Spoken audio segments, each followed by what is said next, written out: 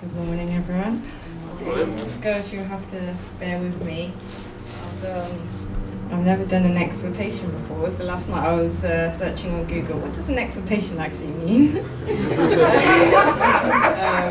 I was doing some homework on the City Family Church YouTube page, playlist to see how long they are and what people talk about, so yeah. Anyway, yeah, so Dad asked me, and he said, oh, you can just give like a testimony. So it's just a testimony, a short testimony of my experience recently. It's a little bit intense, but hopefully if someone else is going through something like this, has been through something like this, and they can relate.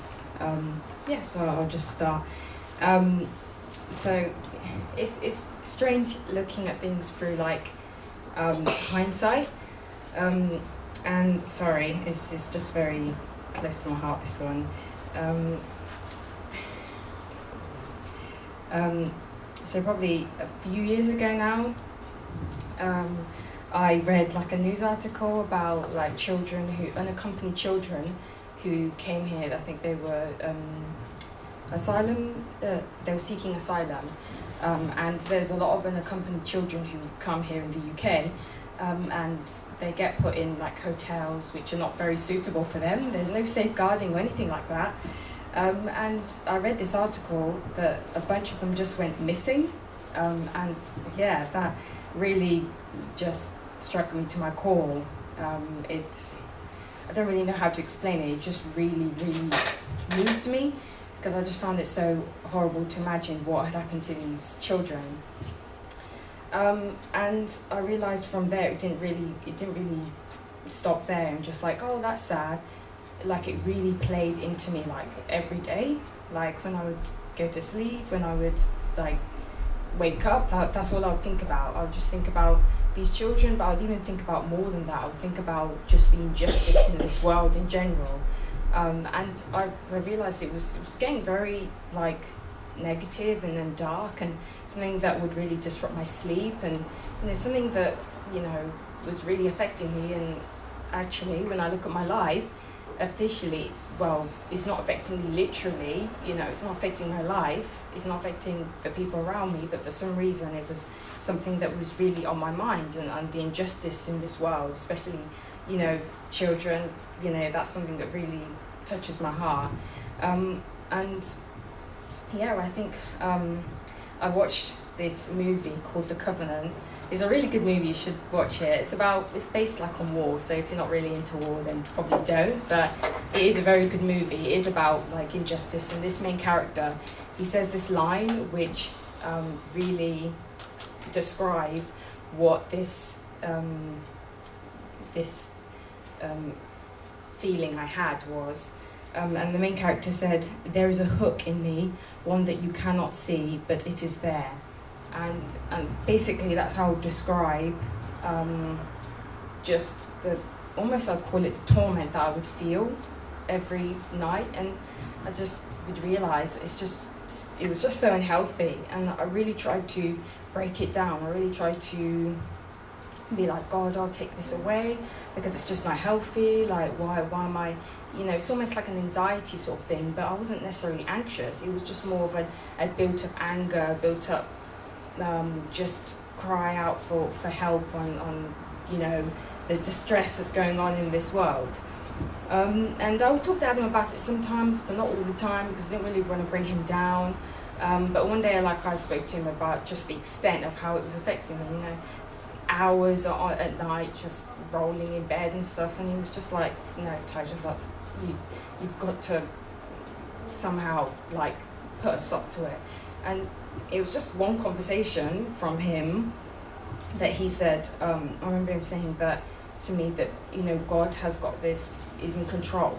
God sees all these little innocent children that you are concerned about their well-being.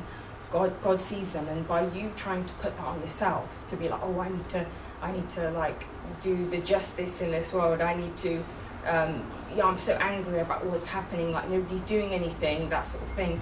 You're kind of taking away that control from God. You're kind of, it's kind of almost too selfish in a way of you not letting God control that situation. You know, God sees them. God loves them more than you could ever love them. You know, and honestly, just that one conversation really started to shift things, and it's crazy because again, it's something I was battling with for such a long time, and just that small conversation, that was the start of the beginning, really. And yeah, I just, from there, I really had to just use God as an anchor. And as Dad was praying, I felt like he was praying after I'd given this exhortation about the chains that you can be in.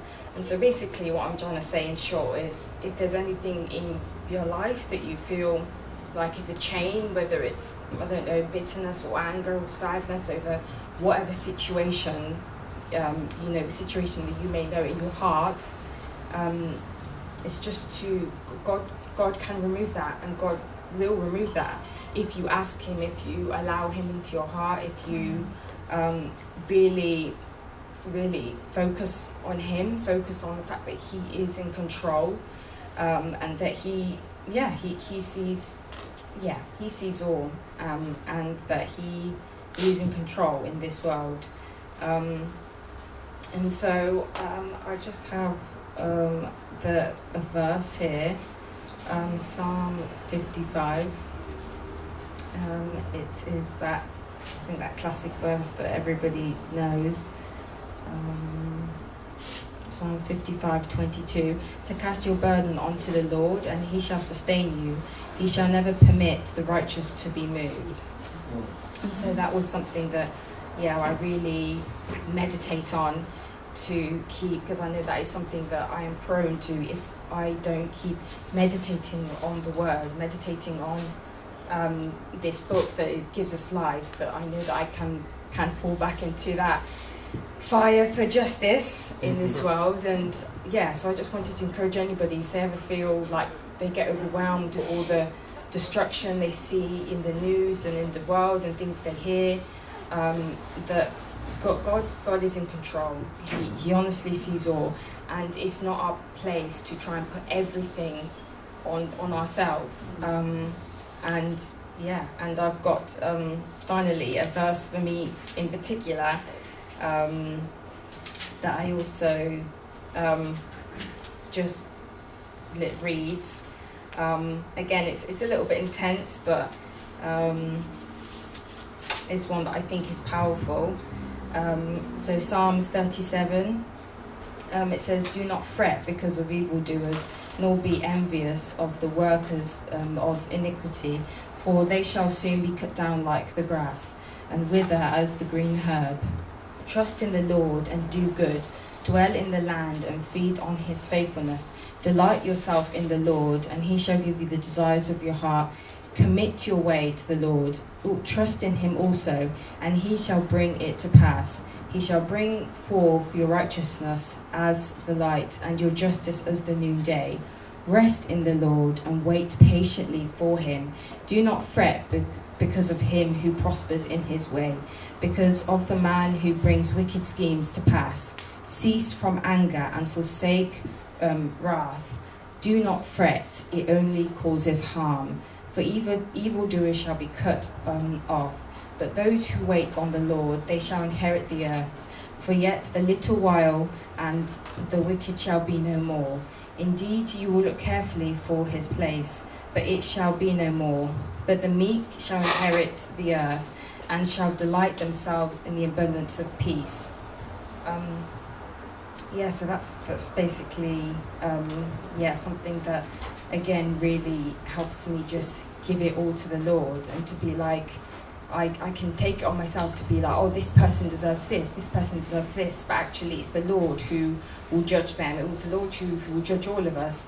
And finally, I remembered to myself that, I may be trying to project justice onto them, but the Lord sees what they are doing, and therefore the Lord may forgive them, because once upon a time I was first forgiven.